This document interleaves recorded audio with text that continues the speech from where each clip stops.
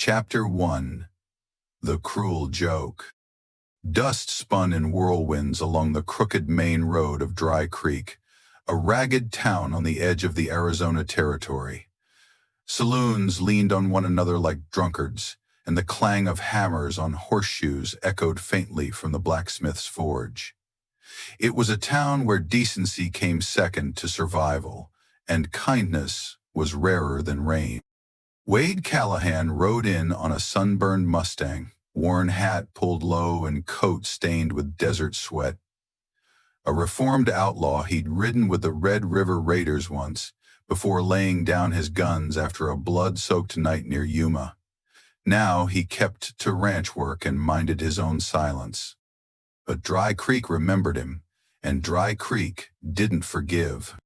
So when Wade came to collect a bride from an old debt, a promise made by Mayor Harlan to repay the man who'd once saved his son's life, the town planned a cruel jest. They wheeled her out in a rickety chair. Clara Mayburn had once been the preacher's daughter, sharp-minded, stubborn-hearted, and lovely as a desert bloom. But a wagon accident 6 months prior had shattered her spine and confined her to a chair.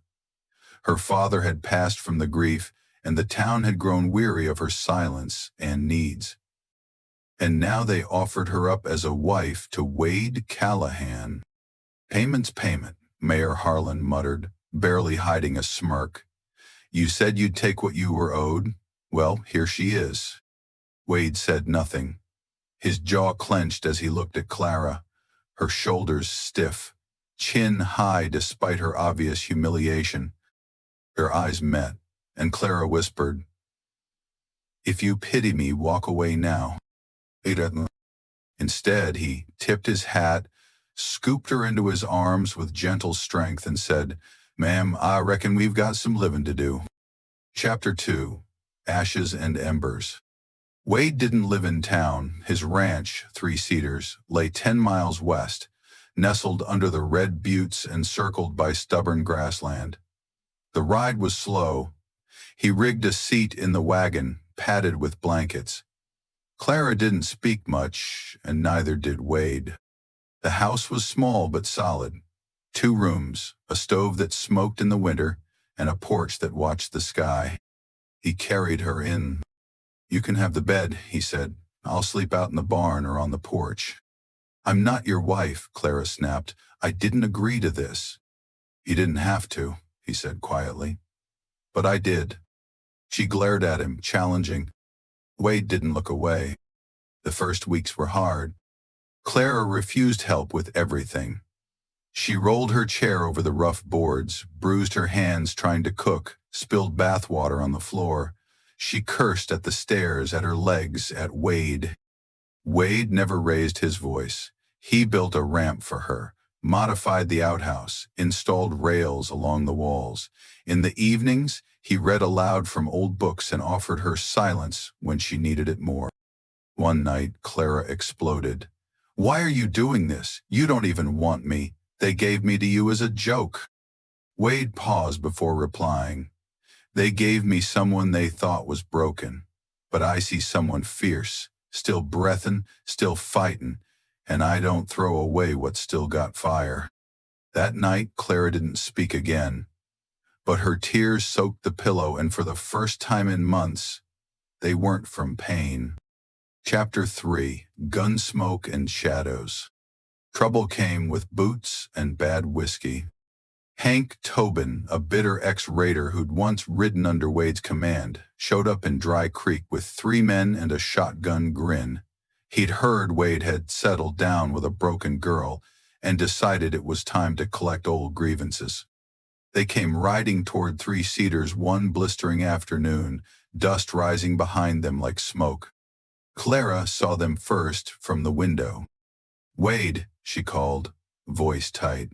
4 riders, armed. He saddled the mare fast, told Clara to lock the door and keep the rifle loaded. "If they get past me," he said, "shoot, no questions." She didn't ask him to stay. The gunfight was quick and brutal. Wade dropped one rider in the open with a clean shot, then disappeared behind the corral. Tobin circled wide, trying to flank him, but Wade knew the land and had laid traps. He caught two of them between fence posts and brought them down. Only Tobin remained. He made it to the porch and came face to face with Clara. The rifle shook in her hands. "Well, well," he sneered, "the porcelain bride's got claws." "Drop your gun," she said, "or I'll drop you." "You won't shoot." Wade's voice cracked like thunder behind him. "But I will." Tobin spun. Too slow. Wade fired. The outlaw crumpled in the dust. That night, Clara asked, "Why didn't you kill him before?" "I was tired of killing," Wade said, "but I'll never let harm touch you." She looked at him differently after that, not like a caretaker, not like a stranger, but like a man. Chapter 4. The Climb. With time, the lines between pity and partnership blurred. Clara taught herself to cook again, better than before. She read books, asked questions, and stitched clothes with perfect hands. Wade built her a flower bed she could reach from her chair, and she filled it with color. But the stairs still mocked her. The wheels limited her. The chair was a prison, even if Wade made it bearable. "I want more," she whispered one night, as Wade was whittling wood by the fire. He looked up. "Tell me. I want to stand, even if just once." Wade said nothing. The wind howled outside. The next morning, he hitched up the wagon and took her to Prescott. Found a doctor who'd heard of new therapy. Painful, slow, unlikely. "She may never walk," the doctor said, "but with work she might stand." Clara clenched her jaw. "I'll do it." And so began the long war. Wade sold his best cattle to pay for braces and therapy. Clara endured hours of sweat, tears, and failure. She fell, cried, screamed, but never quit. Wade never left her side. One spring morning, a year since their bitter beginning, Wade was mending a fence post when he heard her voice. "Wade." He turned. Clara was standing, braces on her legs, trembling like a sapling in wind, but standing. He dropped his tools and rushed to her. "I'm not doing this for the town," she whispered. "I'm doing it for us." And Wade Callahan, who'd once been an outlaw, wept like a child as he held her upright. Chapter 5. Redemption's Bloom. News traveled fast.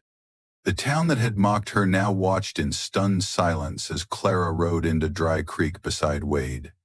Seated tall on a saddle rigged for her, legs locked straight but her spine proud. She passed the saloon, the church, the mayor's office. People stared. And Clara said, "Let them see. Let them choke on what they threw away." That night, Wade asked, "Do you want revenge?" "No," she said. "I want peace, but I want them to know I didn't break." They married proper the next week under the wide desert sky, with wildflowers in Clara's hair and Wade's arm around her waist. There were no carriages, no piano, just the sound of doves and the ache of hearts finally healed.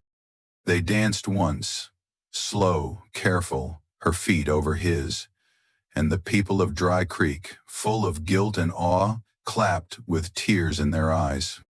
Clara became the strongest voice in the town. She taught girls to read, helped build a school, and spoke openly of pain, survival, and love. Wade never returned to the gun. He raised horses, taught boys to work with dignity, and kissed Clara every morning like it was the first time. Epilogue. Higher than anyone else. Years later, a traveler came through Dry Creek, asking if the stories were true. Did a paralyzed woman really marry a gunslinger? Did she really stand again? Did he really raise her up after they tried to break them both? An old man in the saloon smiled, pointed to the horizon. "You see that ranch out there? That's 3 Cedars. And yes, every damn word is true." He raised his glass to Wade Callahan and Clara, proof that love ain't about what you get but what you give. And far out past the edge of town, a woman in braces and a man with a scarred past stood hand in hand beneath a cedar tree, taller together than anyone ever thought possible.